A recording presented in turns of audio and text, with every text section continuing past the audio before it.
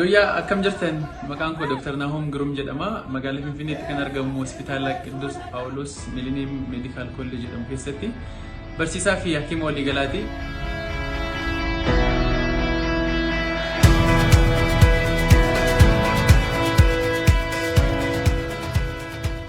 Ani mucaa baadiyyaati.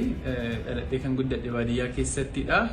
Yeroo sana egaa baay'een sirba baasa ture. Namarraa na dhaggeeffadhee sirba baasa ture, narra gadan ture.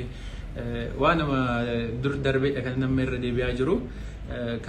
Kanaan ala garuu maatii keenya keessatti maatiin keenya social eventiin manatti baay'atudha. Yeroo garaagaraatti sababa garaagaraatiin sirbama.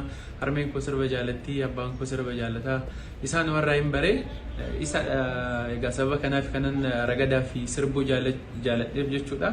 Hojii koo waliin normally yeroo namni biraa ala ba'ee itti dhugaatii dhuguu, shaayii dhuguu yookaan immoo namoonni tokko tokko yeroo itti mana jimaa deemanitti ani kanan ragadu, kanan sirbu yeroo boqonnaa kootti malee hospitaala keessa taa'ee ragadu gaawwan uffatee miti kanan ragadu. Hojii koo waliinis waan walitti na buuse hin jiru.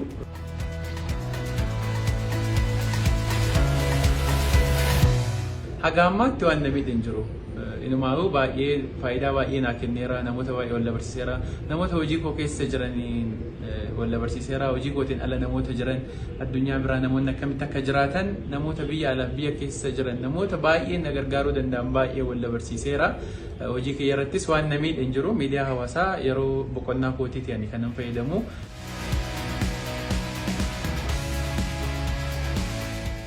Namoonni baay'een hakimiin akka nama kaanii yeroo bashannanuu fi yeroo akkanatti sirbu, yeroo social media irratti aktiivii ta'u namoonni baay'een maaliif akkana taatu nuun jedhu.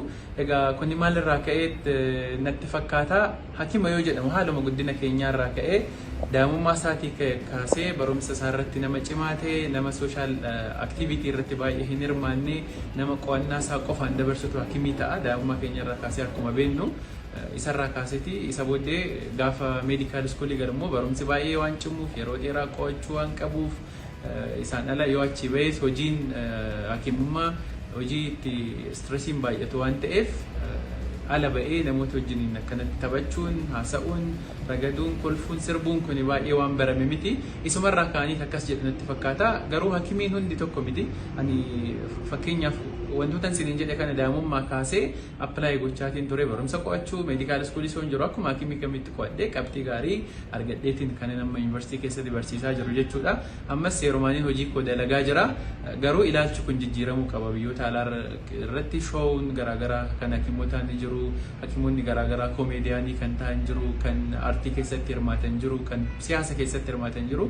Kanaafiyyuu hakimiin tokko wantoota garaagaraa irratti otoo hojii isaa hin miidhiin hirmaachuu inumaa akka hirmaatuuf nan jajjabeessaa.